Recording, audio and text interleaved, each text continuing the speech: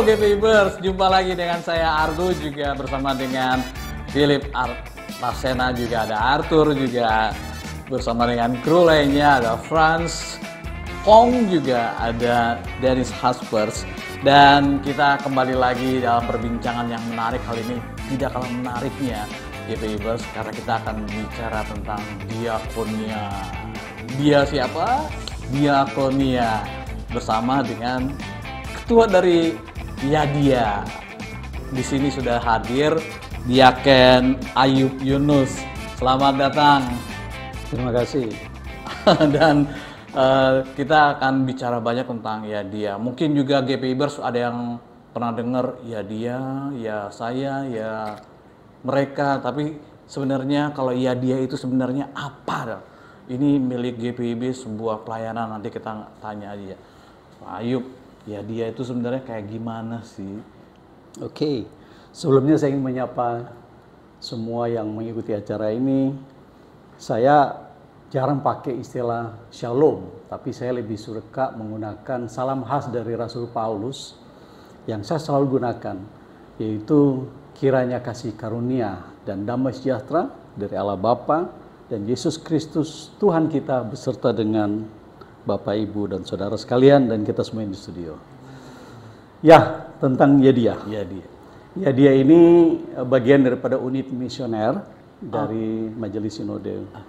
Disebut unit misioner karena memang Yadia sebagai satu yayasan diberi tugas oleh Majelis Sinode, yaitu untuk melakukan pelayanan diakonia.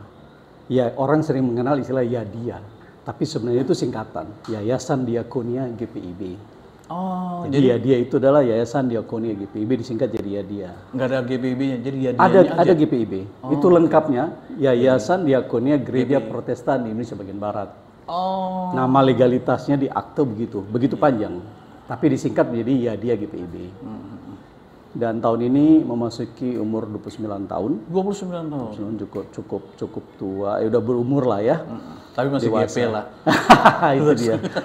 Kemudian kami dalam penugasan yang paling pertama adalah mengelola salah satu fasilitas rumah asuh yang ada di Lawang, Kabupaten Malang, Jawa Timur. Namanya RAL Gria Asi. RAL itu singkatan dari Rumah Asuh Anak dan Lansia.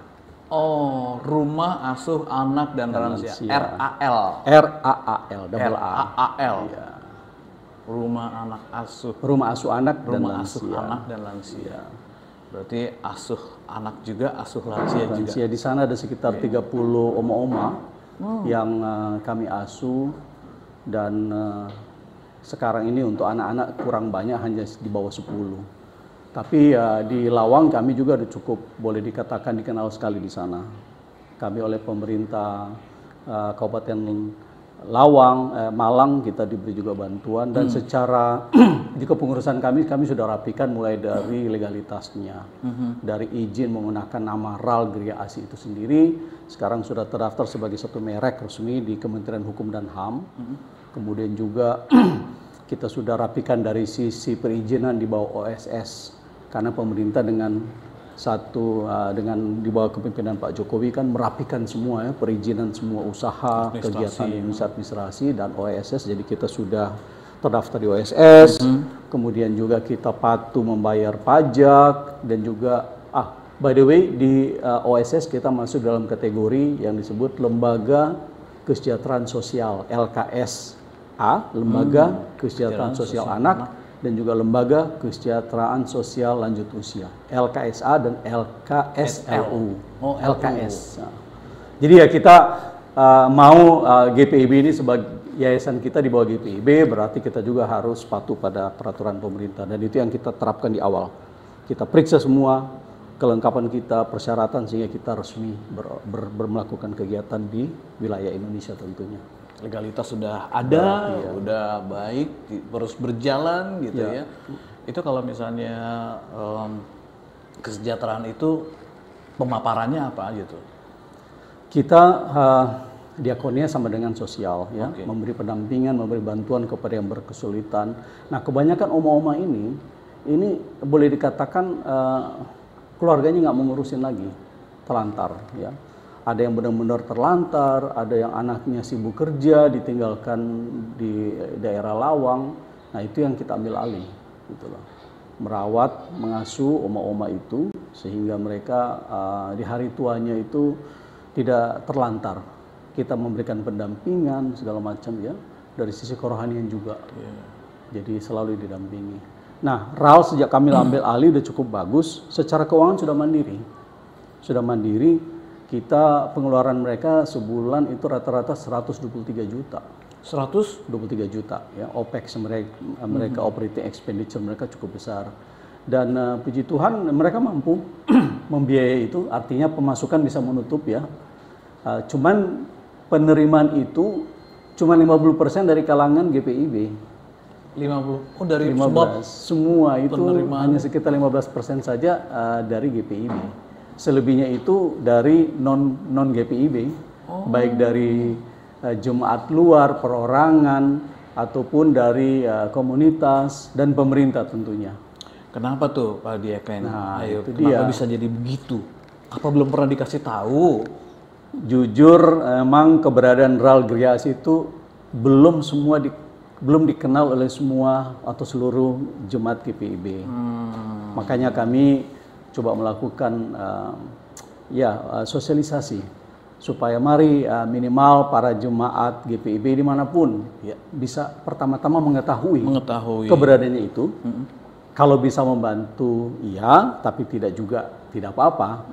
Tetapi yang paling penting mereka harus tahu bahwa ada keberadaan daripada rumah asuh anak dan lansia ini, sehingga jika di tingkat jemaat dari seluruh GPIB kita di 335 jemaat ya per hari ini, kalau ada misalnya orang tua yang terlantar, anak-anak yang terlantar yang nggak ada orang tua, hubungi kami, bisa kami tampung di Lawang. Itu jadi yang ada di RAL itu bukan yang rumahnya dekat-dekat atau daerah Lawang aja atau daerah Jawa Timur? Nah, sekarang memang dari sejarahnya itu RAL Griasi kan di bawah koordinasi MUPEL Jawa Timur. Jadi mereka kemudian ya lanjut usia, kemudian anak-anak yang butuh pengasuhan di sekitar Jawa Timur. Tapi sejak kepengurusan kami go nasional, bahwa tidak harus lanjut usia yang membutuhkan bantuan di Jawa Timur, ada juga dari Makassar, bisa kita terima. Ini ada yang mau masuk dari Makassar. Kita membuka diri. Dimanapun jemaat GPIB berada di 335 jemaat. Jadi buat para KMJ, PHMJ yang mendengar acara ini, hubungi kami. Kami akan mencoba untuk yang terbaik untuk bisa menampung para lanjut usia itu. Dan kami dalam usulan nantinya yang sudah kami ajukan mau bahas di komisi di PST ini, kami nggak puas dengan satu lokasi. Saya pribadi nggak. Saya ingin membuka lokasi lain. Nah, sudah bicara dengan Ketua MUPEL Sumut Aceh, Pendeta Joni Lonto, Alexander Lonto, untuk kemungkinan membuka rumah asuh di sini. Maka dalam pemaparan kami tadi, kami sampaikan ada dua hal. Apakah membuka rumah asuh di Medan, atau membuka rumah aman di Batam. Kami dari sisi SDM-nya siap, SDI-nya udah siap. Tenaga ahli, karena kami ambil dari yang sudah pengalaman di Lawang. Dari sisi dana kami udah siap. Tahun anggaran ini kami siapkan untuk ratusan juta lah, cukup lah untuk awal-awalnya kita sewa rumah dulu sambil pelan-pelan kita bangun. Jadi kami nggak mau hanya di Lawang, kita mau di Pulau Sumatera, kenapa enggak? Kemudian mungkin ke Kalimantan. Jadi ada sentra-sentra pelayanan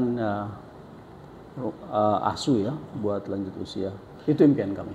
Itu kalau tadi di PST itu selain bicara tentang mendirikan tempat rumah asuh yang lainnya juga, apalagi ini? Ya, jadi gini, orang mengenal diakonia selalu dengan diakonia karitatif. Karitatif itu kan dengan memberi bantuan langsung. Nggak punya uang, dikasih uang. Nggak punya makanan, dikasih makanan. Jadi istilah yang sering kita dengar, dikasih ikan. seharusnya dikasih kail, Ya. bisa kemudian dia mengail menangkap ikan cili untuk dia makan.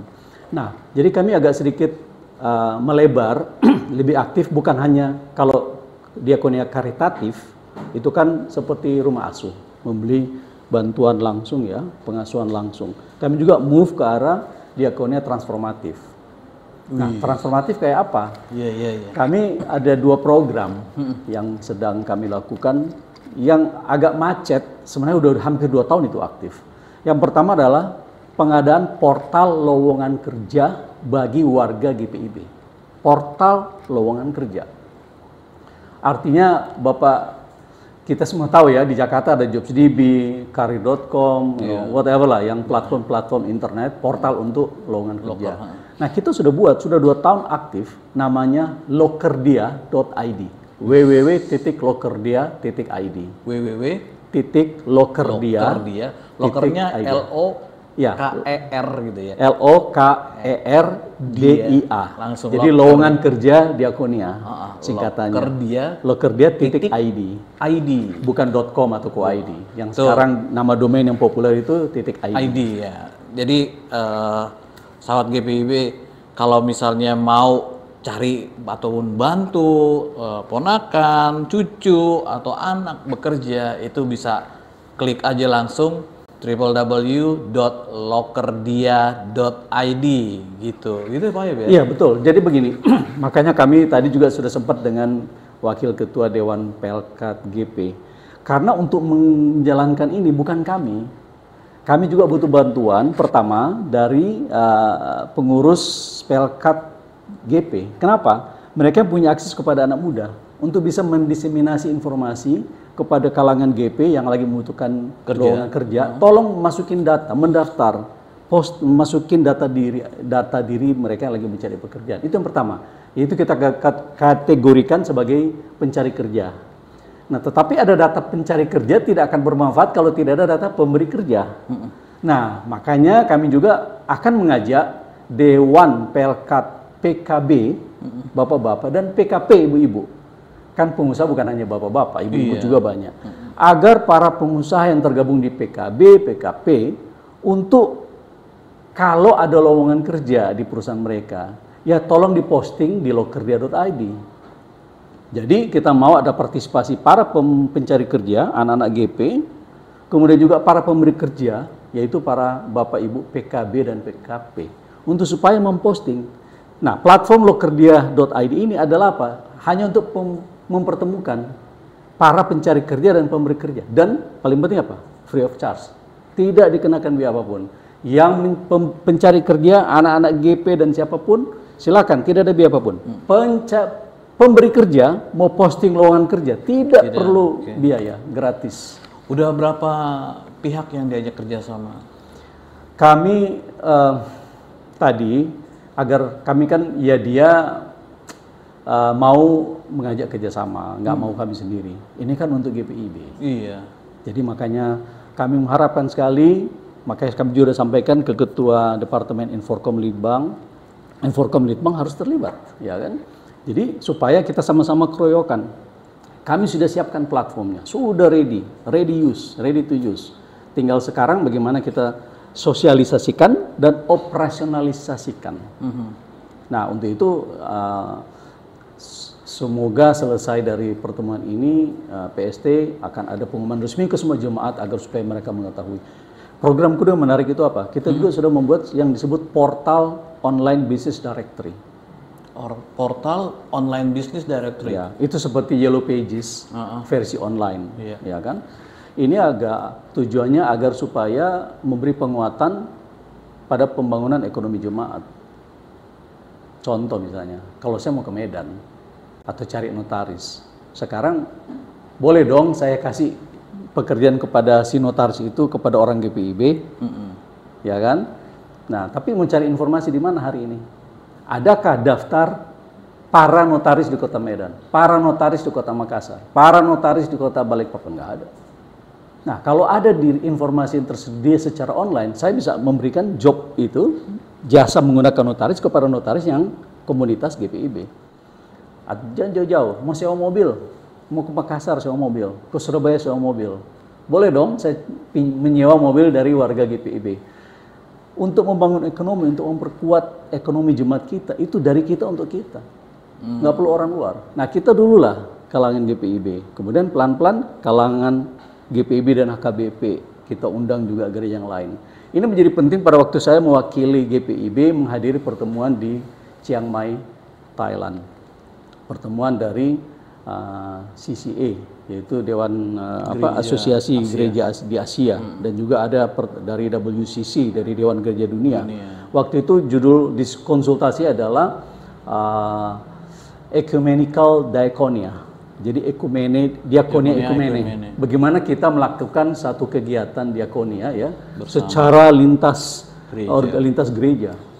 Banyak yang bicara. Waktu giliran saya bicara, saya kasih contoh kepada mereka. Ini loh yang kami lakukan. Ini yang benar-benar kalau mau dijadikan lintas diakonia secara ekumene. Ini dia.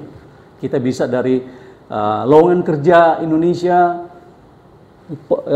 ketersediaan lowongan kerja, pencari kerja dari mana, atau juga untuk business networking, itu bisa kita kembangkan. Dan waktu saya sampaikan mereka terheran-heran, termasuk direktur dari WCC, wow, ide brilian dari Indonesia yang harus bisa diterapkan. Dan mereka semua tertarik. Setelah saya bicara, semua para perwakilan dari negara lain bertemu saya, minta informasi lebih, bagaimana cara melakukan dan sebagainya. Negara luar aja tertarik, gereja-gereja di luar, karena mereka lihat itulah salah satu bukti ya, memperkuat ekonomi jemaat masing-masing. Itu yang dimaksud tadi diakonal transformatif gitu ya? Salah satu ya. Kita nggak mungkin setiap saat. Tapi konvensional ditinggal nggak? Nggak loh, karitatif tetaplah. Okay. Konvensional buat saya istilah karitatif ya, memberi bantuan langsung. Oke, seru juga ya. Ternyata GPIB nggak gitu-gitu amat gitu.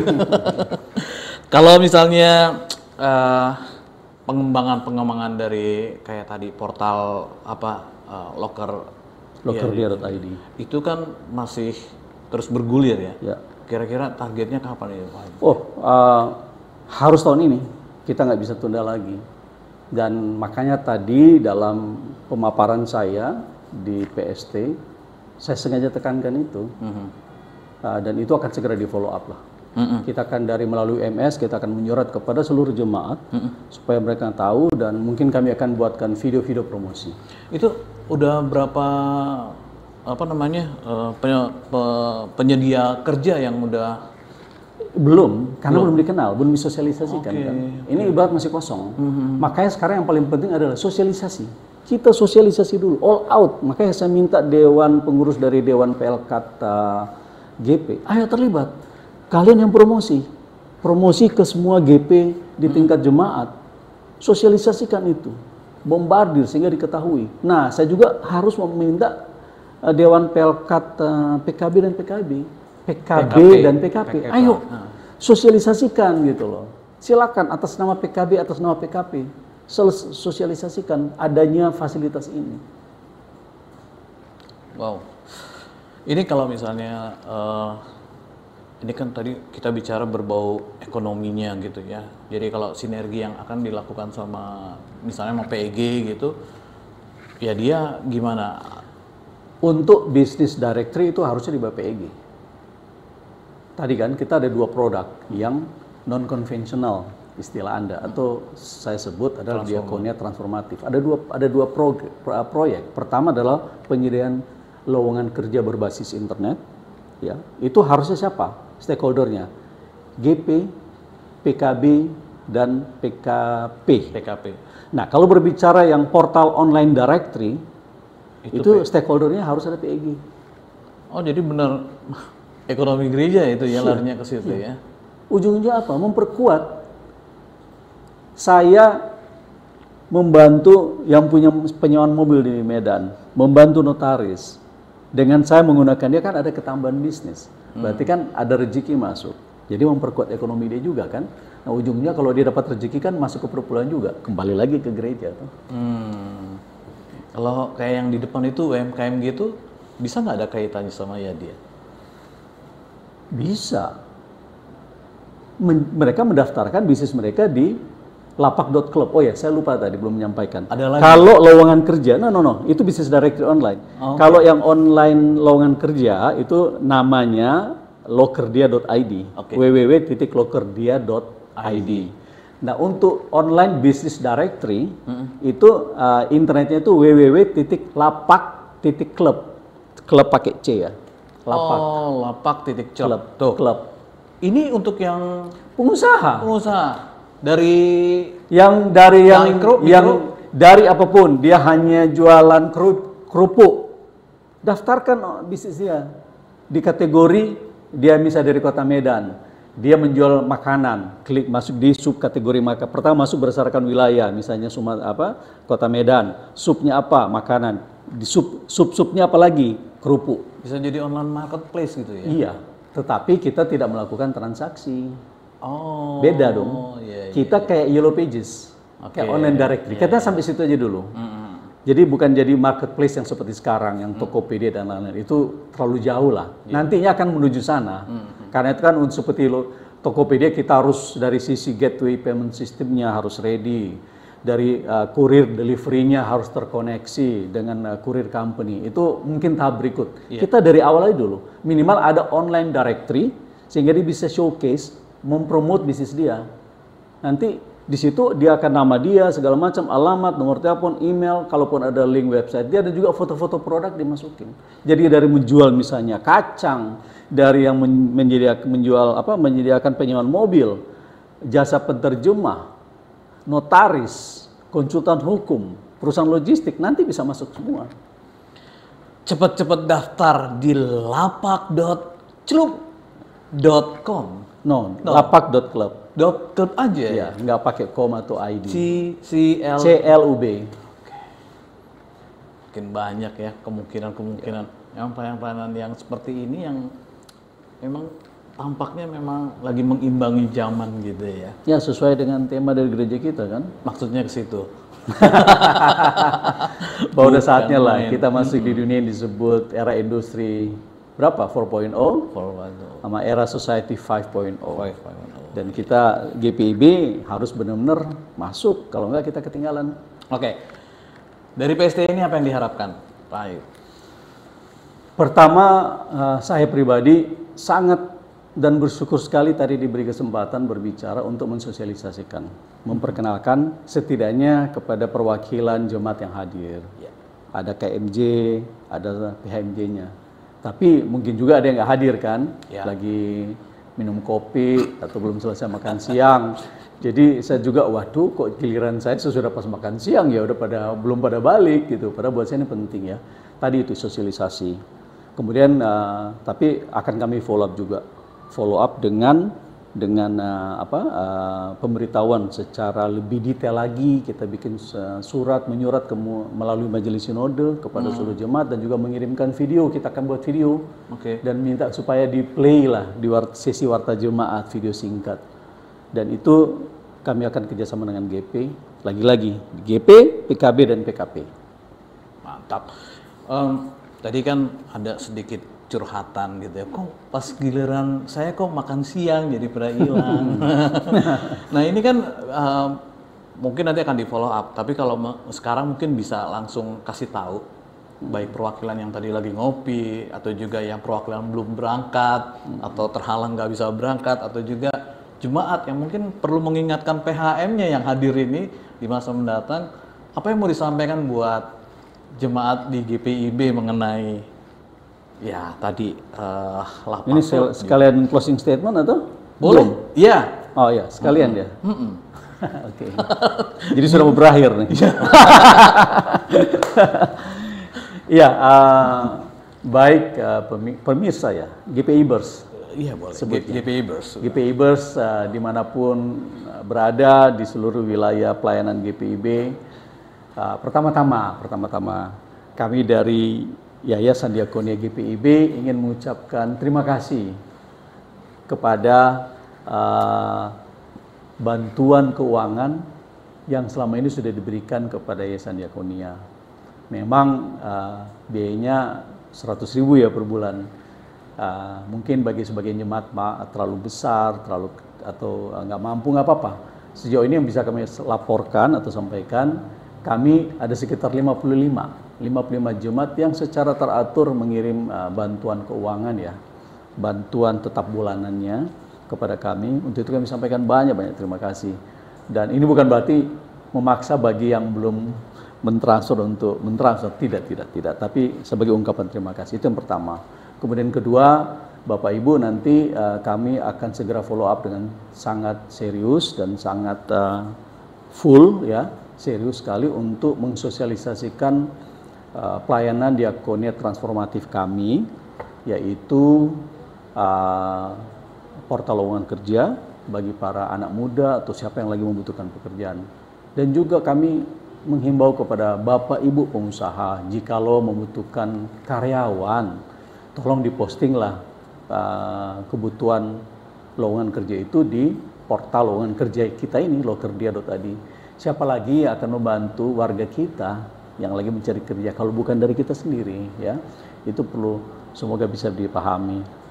Kemudian berikutnya tidak kalah penting, tolong dukung kami dalam doa, dalam upaya kami untuk melebarkan sayap pelayanan untuk diakonia karitatif dalam bentuk akan membuka rumah asuh di wilayah-wilayah yang lain gitu. Jadi ya bersabar, kami akan melihat wilayah mana yang perlu sekali dan kami akan buka rumah asuh. Dan yang terakhir kepada para PHMJ, nanti dalam waktu dekat kami juga akan segera berkomunikasi, khususnya ingin membuka channel komunikasi langsung dengan Komisi Diakonia yang ada di setiap jemaat. Kenapa? Kami berpikir di setiap jemaat ada Komisi Diakonia. Komisi Diakonia di setiap jemaat harusnya mitra kami, harusnya unit kerja. Jadi harusnya apapun program kami di tingkat Yadia, kami hanya pemikir membuat program, tapi harusnya realisasi kerja. Itu harus diserahkan kepada Komisi Diakonia yang ada di masing-masing jemaat. Makanya kami akan menghubungi para PMJ untuk beri kami akses, berkenalan, dan berbicara dengan para komisi diakonia. Dan karena kami ini melakukan mapping di wilayah tertentu, kebutuhan diakonia apa yang paling mendesak. Kami harus lakukan mapping itu agar supaya kami bisa memberikan bantuan. Biar kami jadi pemikir, biar kami yang mencari dana untuk mendukung kegiatan komisi diakonia di masing-masing jemaat. Kami optimis sekali dengan upaya kami saat ini. Kami juga sedang mengajukan Yayasan Diakonia GPIB menjadi lembaga yang diakui oleh pemerintah, dalam hal ini Direktorat Jenderal Pajak, agar menjadi lembaga yang diakui pemerintah untuk menerima sumbangan keagamaan yang dapat diperhitungkan untuk pengurangan pajak bagi yang memberikan sumbangan. Jadi kalau status ini kami dapat, saya bermimpi dapat. Nah, kalau itu dapat, kita akan sosialisasikan dan itu akan membuka peluang CSR, sumbangan-sumbangan dari perusahaan mengalir kepada Yadia. Kami berbicara para pengurus, kami bilang, kami cari dana di luar jemaat. Jangan berburu hewan di kebun binatang, jangan minta duit ke jemaat. Malah kita harus berikan dana kepada jemaat gitu loh. Dan itulah salah satu impian kami, maka tolong dukung kami dalam doa, dalam tugas dari pengurus Yadia, didalamkan misi diakonia dari gereja GPIB. Demikian penutup dari saya. Baik, GPIBers, manfaatkan kesempatan yang bagus ini ya. Kita akan ketemu lagi untuk episode berikutnya. Ayub, terima kasih. Sama-sama. Dan Argo juga, Arthur Tyson juga Artosena undur diri untuk kesempatan kali ini. Salam.